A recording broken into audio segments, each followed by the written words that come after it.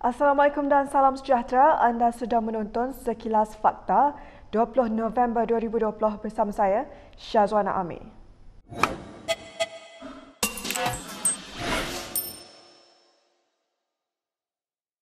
UMNO sudah tiada pilihan lain selain bekerjasama dengan Bersatu pada PRU ke-15 sekiranya mahu terus bersama-sama PAS dalam muafakat nasional.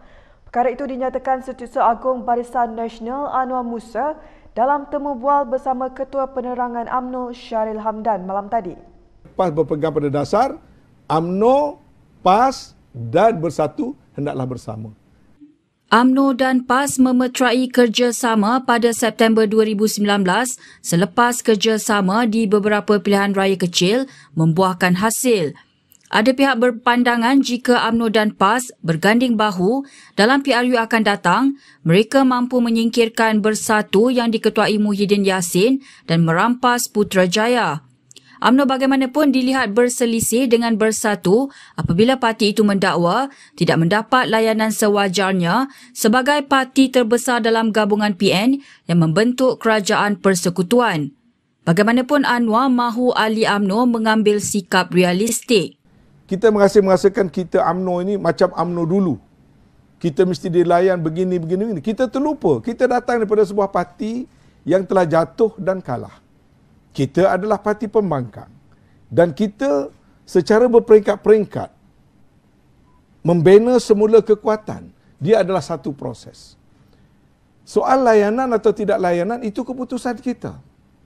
Kalau kita ada kekuatan, tentulah orang terpaksa melayan kita dengan baik. Tapi kalau kita berpecah belah, kita merasa kita kuat, tapi kita berpecah belah. Kita flip-flop. Ataupun kita tidak menunjukkan karakter-karakter, sifat dan kepimpinan yang membolehkan orang menghormati kita misalnya. Bekas Perdana Menteri Dr. Mahathir Mohamad menyifatkan tindakan Menteri Keuangan dan pemimpin kerajaan yang mengugut ahli-ahli parlimen yang menolak belanjawan 2021 sebagai tidak berasas. Perkara itu dinyatakan oleh pengerusi pejuang itu dalam satu kenyataan media. Menteri Kewangan Tengku Zafrul Abdul Aziz sebelum ini menyatakan penjawat awam dan petugas barisan hadapan tidak akan menerima gaji, pencen dan allowance sekiranya belanjawan itu ditolak. Menurut Mahathir, ketika menjadi Perdana Menteri pada tahun 1999, belanjawan 2000 tidak diteruskan perbahasan susulan Parlimen telah dibubar pada bulan November tahun itu untuk PRU 10 diadakan. Bagaimanapun setelah pilihan raya selesai, kerajaan baru telah mendapat kelulusan Dewan Rakyat untuk peruntukan awal bagi perbelanjaan kerajaan. Ini bagi memastikan perbelanjaan pentadbiran tidak terganggu dan gaji, pencen serta allowans penjawat awam tidak terjejas. Dr. Mahathir turut menyifatkan tindakan Menteri Kewangan dan pemimpin kerajaan itu jelas bertujuan untuk menekan ahli-ahli parlimen untuk meluluskan belanjawan 2021. Ini walaupun menurutnya belanjawan tersebut mempunyai banyak kekurangan dan kelemahan. Selain itu katanya ia juga merupakan satu tindakan untuk mengekang ahli-ahli parlimen melaksanakan tanggungjawab untuk memastikan belanjawan memenuhi kepentingan rakyat dan bukan kepentingan politik. Dr. Mahathir turut menggesa agar pemimpin kerajaan berhenti mengeluarkan kenyataan tidak berasas yang bertujuan menakut-nakutkan rakyat demi kelangsungan politik. Kenyataan anggota Parlimen Arau Syahidan Kasim di Dewan Rakyat semalam tidak menyebut bekas Perdana Menteri Najib Razak sebagai pengkhianat jika menolak belanjawan 2021. Ini berdasarkan penyata rasmi Dewan Rakyat. Semalam beberapa media memetik Syahidan sebagai berkata mana-mana pihak yang menolak belanjawan adalah pengkhianat rakyat termasuk rakannya Pekan. Syahidan sebaliknya merujuk kepada bekas Menteri Kesihatan Dr. Zulkifli Ahmad. Syahidan berkata demikian ketika Zulkifli beberapa kali cuba mencelah perbahasannya di Parlimen semalam. Beliau turut menjelaskan perkara itu di media sosialnya.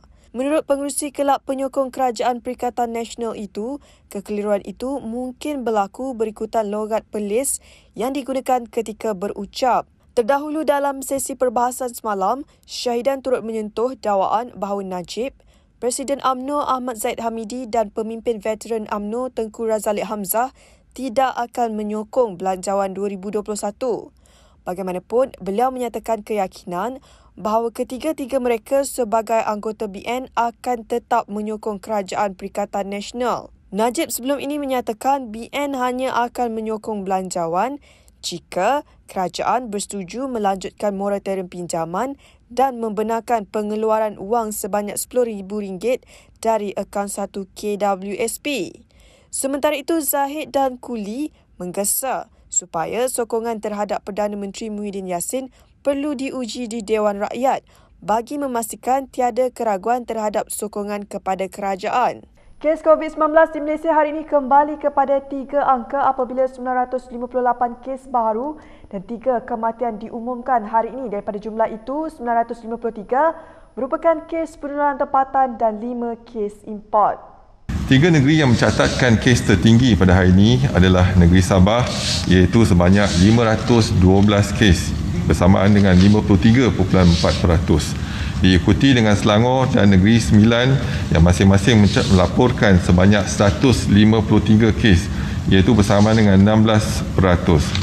Pelaporan kes positif COVID-19 yang tinggi di negeri Sabah berpunca daripada pertambahan kes bagi kluster-kluster terutamanya kluster Sabaru iaitu 149 kes dan peningkatan pengesanan kes dalam kalangan saringan kontak rapat iaitu 196 kes. Di negeri Selangor dan negeri Sembilan pula mencatatkan jumlah kes yang tinggi pada hari ini disebabkan oleh pertambahan kes dalam kluster-kluster sedia ada dan juga kluster baru. 2 negeri iaitu Perlis dan Pahang tidak mencatatkan sebarang kes hari ini. Setakat tengah hari ini, jumlah kes aktif di Malaysia adalah sebanyak 13,221 kes. Sementara itu, Dr. Nur Hisham mengumumkan terdapat 956 kes yang disahkan sembuh hari ini. Seramai 110 pesakit dimasukkan ke unit rawatan rapi, manakala 42 daripadanya memerlukan bantuan pernafasan. 3 lagi kematian dilaporkan hari ini menjadikan jumlah kematian mencecah 329 kes. Majlis Keselamatan Negara telah menamatkan Perintah Kawalan Pergerakan Bersyarat PKPB di 4 negeri iaitu Kedah, Melaka, Johor dan Terengganu. Mulai 21 November, PKPB hanya berkuat kuasa di daerah Kulim di Kedah serta Kota Tinggi dan Mersing di Johor. Jadi bermakna Johor pun ada 2 saja daerah yang masih kekal PKPB, sedangkan seluruh daerah lain kita tamatkan PKPB mereka. Tapi di kawasan PKPB pun seperti saya katakan, kalau berlaku penurunan kes dan dari segi penilaian risiko KKM sudah boleh, keadaan sudah terkawal, maka PKPB di situ pun boleh ditarik balik, mungkin lebih awal. Ini terserah kepada KKM. Sementara itu, Kelantan akan diletakkan di bawah PKPB selama 2 minggu mulai 21 November susulan peningkatan kes di negeri itu.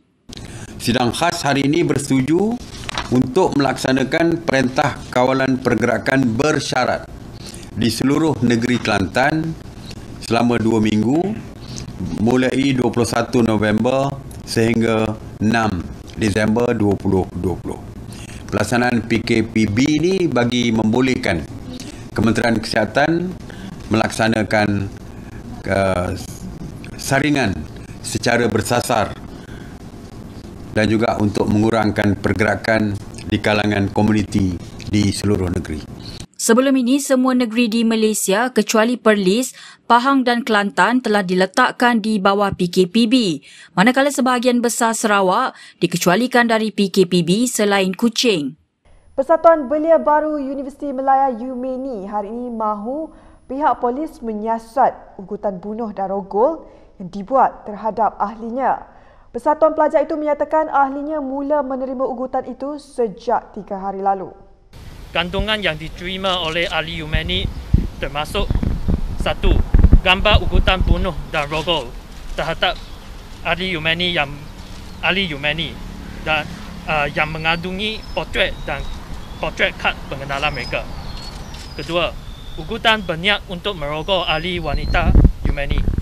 Ketiga, ugutan berniat untuk membaling asid terhadap ahli UMNI serta ahli keluarga mereka.